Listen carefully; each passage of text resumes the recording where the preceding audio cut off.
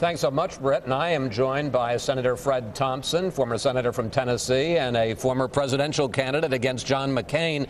Let me start with Sarah Palin, who I think is the center of attention this evening. What did she do to the image that the mainstream media has built up that she is, to put it gently, a know-nothing? Well, I'm totally blown away. I know I'd be expected to say that, I guess, but I've seen quite a few of these things. I've never seen a performance like that. She proves tonight she was everything that her friends and supporters, people who knew her, thought she was, and that she was everything that her detractors says she was not.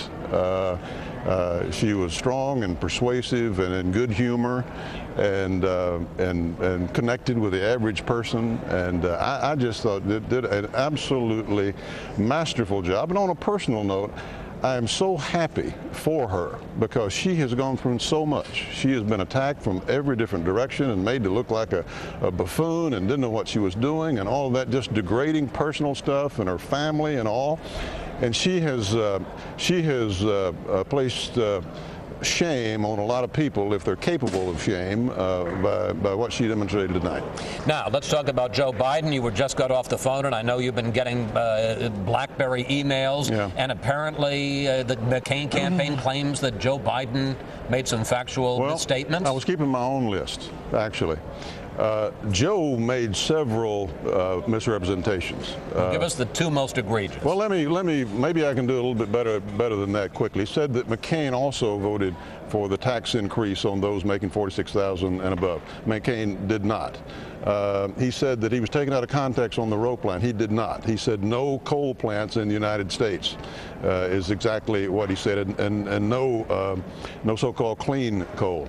The war resolution he voted for Iraq was a war resolution, not the way Joe tried to describe it. Obama did, in fact, say that he would sit down personally with Ahmadinejad. The Bosnia resolution, he said that McCain originally opposed.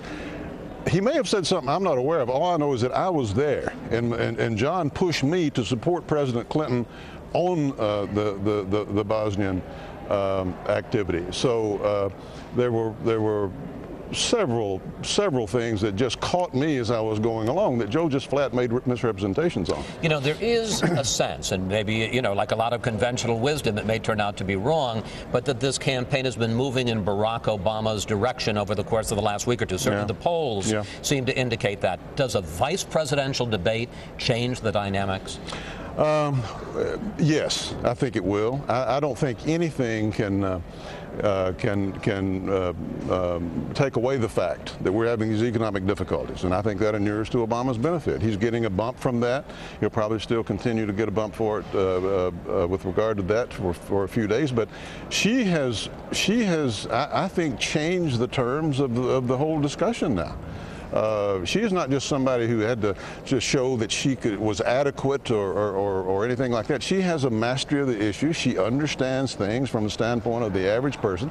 People forget she is a governor. She is an accomplished governor, and she demonstrated that she is more than qualified and will be an excellent maverick partner for John McCain. And I think it's going to give a real boost to the campaign. Senator Fred Thompson, thanks so much. It may be harder for Tina Fey to mock her on Saturday Night Live, although Lord knows they'll try. Let them try. All right, Britt, back to you.